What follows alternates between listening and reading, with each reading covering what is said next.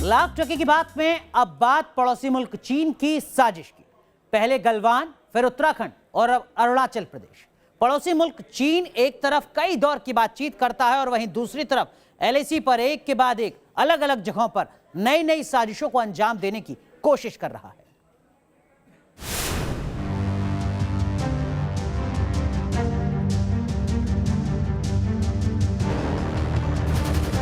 सरहद पर बारूदी जखीरा जमा कर रहा है चीन। एलएसी पर आर्मी की तैनाती बढ़ा रहा है ड्रैगन। सरहद पर फाइटर जेट उड़ाकर धौंस दिखा रहा है चीन। हिंदुस्तान से लगती सीमा पर टेंशन को हवा दे रही है चीनी फौज।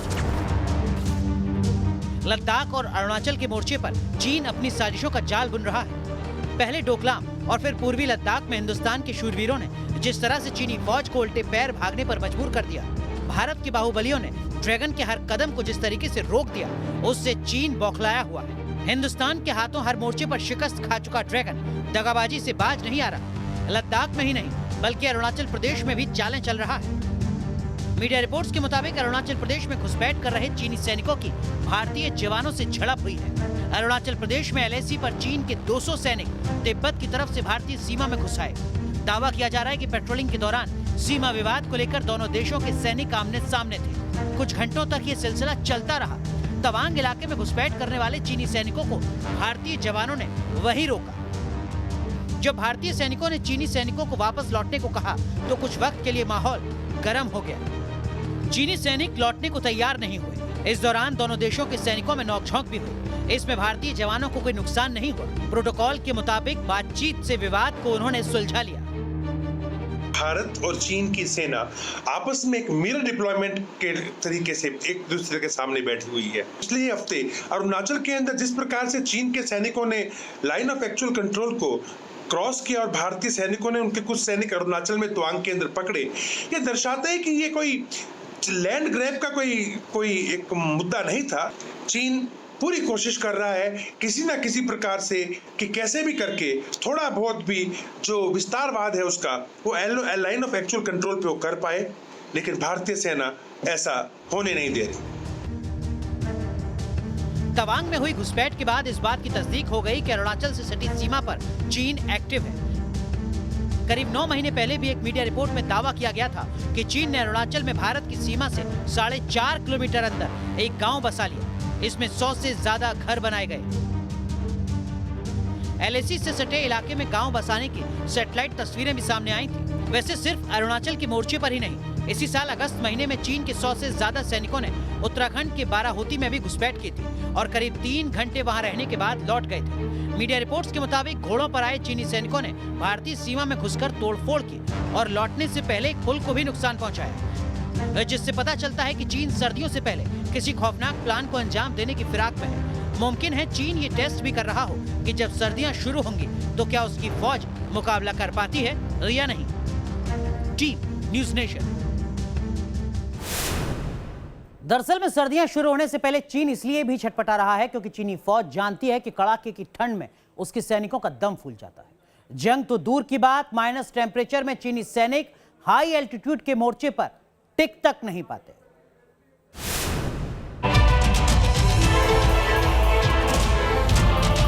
सर्दियां शुरू होने से पहले ही चीनी सैनिकों का दम फूल रहा है। बर्फबारी से पहले ही लाल फौज के खेमे में खलबली मची है। हाई एल्टीट्यूड के मोर्चे पर तैनाती का नाम सुनकर ही जिनपिंग के सिपाही कांप रहे हैं। लद्दाख की भीषण ठंड और कम ऑक्सीजन अब चीनी सैनिकों के लिए जानलेवा साबित हो रही है। मीडिया रिपोर्ट्स के मुताबिक अग्रिम मोर्चे पर तैनात चीनी सैनिक और अफसर बड़ी तादाद में पेट से जुड़ी बीमारियों से जूझ रहे हैं। इस बीमारी की चपेट में आने से चीनी सेना के सबसे बड़े पश्चिमी थिएटर कमांड के कमांडर की मौत हो चुकी है। वो महज 6 महीने ही लद्दाख की चुनौतीपूर्ण परिस्थितियों को झेल सका था। सर्द मौसम के आगे चीनी फौज कितनी बेबस है, ये इस बात से भी जाहिर होता है कि बीते 9 महीने में 3 बार चीन को अपने वेस्टर्न थिएटर कमांड के कमांडर को बदलना पड़ा। सिंजियांग से लेकर तिब्बत तक के एरिया में काफी एक्सरसाइज की, और काफी कोशिश की भारत को एक तरीके से साइकोलॉजिकल प्रेशर में लाने की।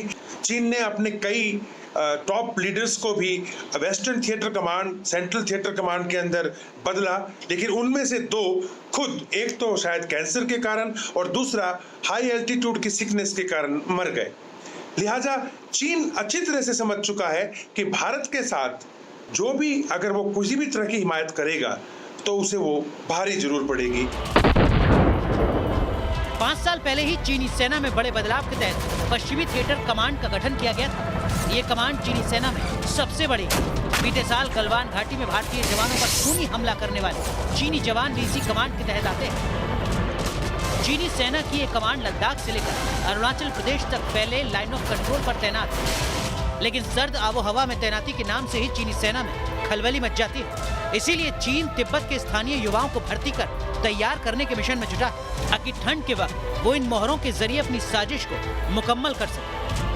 चीन तिब्बत के युवाओं को जबरन फौज में भर्ती कर रहा है। इसके लिए चीन ने कानून बना दिया है, जिसके तहत तिब्बत के 18 से 40 साल के शख्स को चीनी मिलिशिया में शामिल होना जरूरी है। इतना ही नहीं, चीन ऐसे हाई एल्टीट्यूड वाले इलाकों में युद्धाभ्यास कर अपनी ताकत परखने में लगा है। पिछले महीने चीन ने शिनजियांग जिले के ऊंचाई वाले इलाके में युद्धाभ्यास किया था। सबसे चौंकाने वाली बात यह कि ये वॉर एक्सरसाइज रात के वक्त की गई थी, ताकि चीन हाई एल्टीट्यूड के मोर्चे पर अपनी साजिशों का अमली जामा बुन सके। इतना ही नहीं, चीनी राष्ट्रपति शी जिनपिंग इसी साल जुलाई महीने में तिब्बत के दौरे पर गए थे। तब जिनपिंग ने ब्रह्मपुत्र नदी का भी दौरा किया था, जिस पर चीन दुनिया का सबसे बड़ा बांध बना रहा है, जिसको लेकर चीन का भारत के साथ विवाद चल रहा है। इस दौरे में जिनपिंग ने जिस तरीके से अपनी फौज को जंग की तैयारी जारी रखने का आदेश दिया था, उससे साफ जाहिर होता है कि चीन के मंसूबे कितने खतरनाक हैं। चीन न्यूज़ नेशन। अब बात राजस्थान की, जहां एक कांग्रेसी नेता को मार मार कर अधमरा कर दिया। लाठी डंडों से इतना पीटा कि बस उसकी जान नहीं गई। भीड़ के इस आक्रोश की तस्वीरें सोशल मीडिया में वायरल हो रही हैं और बीजेपी इन्हीं तस्वीरों को शेयर करके सवाल पूछ रही है कि राजस्थान की कांग्रेस सरकार कर क्या रही है। पुलिस में फोन करो, मार देंगे। छोड़ो रे, छोड़ो रे, छोड़ो रे, छोड़ो रे।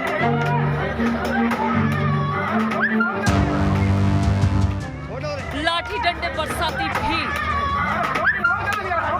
शख्स की जान लेने पर उतारू लोग, जमीन पर पड़े शख्स की बेरहमी से पिटाई। ये तस्वीरें राजस्थान के बीकानेर की है। राजस्थान में कांग्रेस राज एक कांग्रेस नेता को सरेराम मार मार कर अधमरा कर दिया। लाठी डंडों से इतना पीटा कि बस उसकी जान नहीं गई। बीकानेर के नोखा के देहात कांग्रेस अध्यक्ष मेघ सिंह हमले में बुरी तरह से घायल हो गए और उनके पैरों में करीब 10 फ्रैक्चर आए हैं। कल शाम को करीबन 5:30 पौने 6 बजे के आसपास हिमड़सर के मेघ सिंह हिमड़सर हैं, जो करणी माता जी के दर्शन करके आ रहे थे। तब उनके गांव हिमड़सर में ही कुछ लोगों ने उनकी गाड़ी के आगे गाड़ी लगाकर उनको गाड़ी में से उतार कर उनके साथ मारपीट की है। कांग्रेस नेता अपने परिवार के साथ देशनोक करणी माता जी के दर्शन कर वापस लौट रहे थे। इसी दौरान बीकानेर नोखा सड़क मार्ग पर बदमाशों ने अपनी कार मेघ सिंह की कार के आगे लगाकर उसे जबरन रुकवा दिया और हमलावरों ने उन्हें जबरन खींचकर कार से बाहर निकाल लिया और उन पर लाठियां बरसानी शुरू कर दी और तब तक मारते रहे जब तक ये हमलावर खुद थक नहीं गए। पुलिस इस हमले के पीछे आपसी रंजिश बता रही है। अभी प्रथम दृष्टया जो सामने आया है, इनकी पुरानी आपस की रंजिश को लेकर ये घटना हुई। कांग्रेस नेता की पिटाई का ये वीडियो सोशल मीडिया में वायरल है। हालांकि ये कोई पहली बार नहीं है जब सरेआम भीड़ कानून अपने हाथ में लेती नजर आई है। इससे पहले टोंक, अलवर और भरतपुर में भी कानून की सरेआम धज्जियां उड़ाने की तस्वीरें सामने आती रही हैं, जिससे राजस्थान की कांग्रेस सरकार में कानून व्यवस्था को लेकर सवाल उठ रहे हैं। Deep news nation. अब बात तेज प्रताप यादव की, बिहार की सियासत की। सवाल ये कि क्या तेज प्रताप यादव ने अपने परिवार में बगावत कर दी? सवाल ये कि क्या तेज प्रताप कांग्रेस का दामन थामने वाले हैं? सवाल ये कि क्या तेज प्रताप आरजेडी को टाटा बाय बाय कह चुके हैं? और ये कहा क्यों जा रहा है, बताते हैं आपको। हमारे पिताजी को वही रोक के रखा हुआ, हमारे पिता को आने नहीं दे रहे, बंधक बना के रखे दिल्ली में। तेज प्रताप यादव के इस बयान से आरजेडी में घमासान मचा है। इस बीच आरजेडी नेता शिवानंद तिवारी ने तेज प्रताप यादव को लेकर ऐसा दावा कर दिया कि बिहार की राजनीति में नया भूचाल आ गया।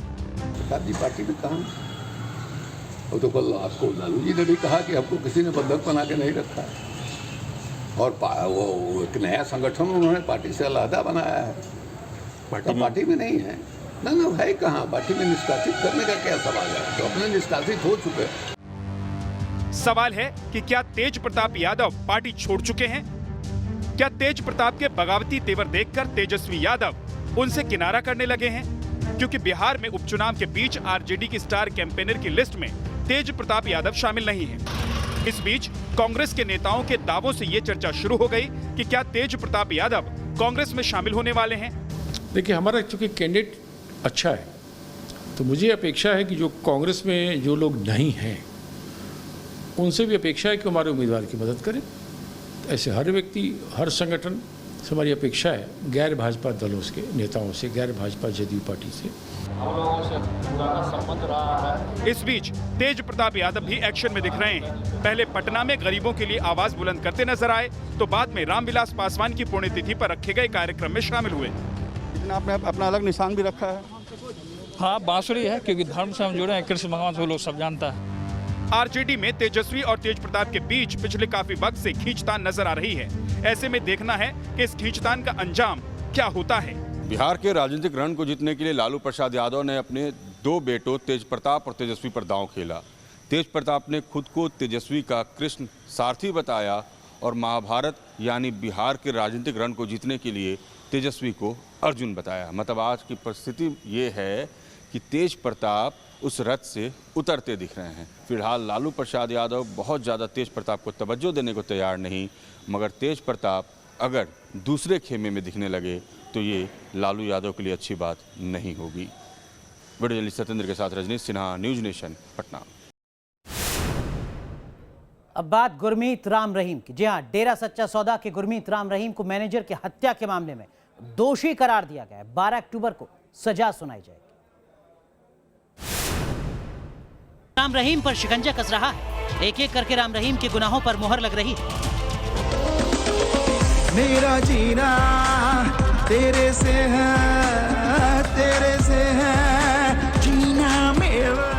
अब गुरमीत राम रहीम को एक और मामले में दोषी करार दिया गया है। डेरे के मैनेजर रणजीत सिंह की हत्या के मामले में दोषी पाया गया है राम रहीम। पंचकुला की सीबीआई कोर्ट ने यह फैसला सुनाया। 12 अक्टूबर को राम रहीम को सजा सुनाई जाएगी। राम रहीम फिलहाल हरियाणा में रोहतक की सुनारिया जेल में बंद है। तो सीबीआई कोर्ट से 2 साध्वियों से बलात्कार के मामले में 20 साल कैद की सजा मिली है, तो वहीं पत्रकार रामचंद्र छत्रपति की हत्या के मामले में उम्र कैद दी गई। T news nation. अब बात एयर इंडिया की, जिसकी घर वापसी होने जा रही है। जी हां, रतन टाटा एक बार फिर एयर इंडिया को संचालित करते नजर आएंगे। लगभग 68 साल के बाद 18,000 करोड़ की बिडिंग के बाद ये पूरा मामला रतन टाटा के लिए या कहिए टाटा परिवार के लिए भावनात्मक तौर पर बेहद अहम है।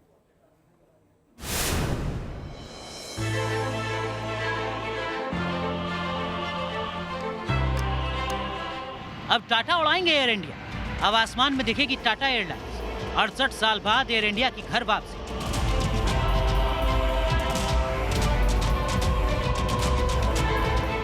लगातार घाटे में चल रही सरकारी एयरलाइंस एयर इंडिया के अब अच्छे दिन आने वाले हैं, क्योंकि टाटा सन्स को मिल गई है एयर इंडिया। टाटा सन्स की इकाई टेलेका प्राइवेट लिमिटेड 18,000 करोड़ रुपए के साथ एयर इंडिया के लिए विनिंग बिडर रही। ये सौदा इस साल दिसंबर के आखिर तक पूरा हो जाने की उम्मीद है। एयर इंडिया के लिए टाटा ग्रुप और स्पाइस जेट के अजय सिंह ने बोली लगाई थी। These are the bid received. So the Tata Sons Private Limited, their SPV, Talis Private Limited, is the winning bidder at 18,000 crore.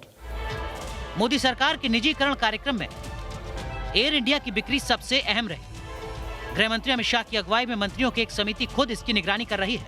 भारी भरकम कर्ज से दबी एयर इंडिया को सबसे पहले बेचने का फैसला साल 2000 में किया गया था, लेकिन 21 साल तक ये योजना मुकम्मल नहीं हो सकी। एयर इंडिया पर कर्ज की बात की जाए तो एयर इंडिया पर करीब 60,000 करोड़ रुपए का कर्ज है। इसे प्रतिदिन 20 करोड़ रुपए का नुकसान हो रहा है। इंडिया की बिड को जीतना टाटा कंपनी के लिए बड़ी उपलब्धि है। बिड जीतने के बाद रतन टाटा ने ट्वीट किया, welcome back air India. Air India के इतिहास की बात करें तो एयर इंडिया को 1932 में टाटा ग्रुप ने ही शुरू किया था। टाटा समूह के JRD टाटा इसके फाउंडर थे, वो खुद पायलट भी थे। तब इसका नाम टाटा एयर सर्विस रखा गया। 1938 तक कंपनी ने अपने घरेलू उड़ानें शुरू कर दी। दूसरे विश्व युद्ध के वक्त विमान सेवाएं रोक दी गई। जब फिर से विमान सेवाएं बहाल हुई तब 1946 में टाटा एयरलाइंस का नाम बदलकर उसका नाम एयर इंडिया लिमिटेड कर दिया गया। आजादी के बाद 1947 में एयर इंडिया की 49% भागीदारी सरकार ने ले ली थी। 1953 में इसका राष्ट्रीयकरण हो गया। 68 साल बाद एक बार फिर एयर इंडिया टाटा की हो रही है। Team news nation. चलिए लाख टके की बात में वक्त एक छोटे से ब्रेक का है, लेकिन ब्रेक पर जाने से पहले बात देश की बहस की, जिसके लिए आज जो मुद्दा आपने तय किया है वो मुद्दा है लखीमपुर हिंसा केस की सुप्रीम सुनवाई में क्या खास। इसी मुद्दे पर देश की बहस सबसे थोड़ी देर बाद रात 8:30 बजे दीपक चौरसिया के साथ।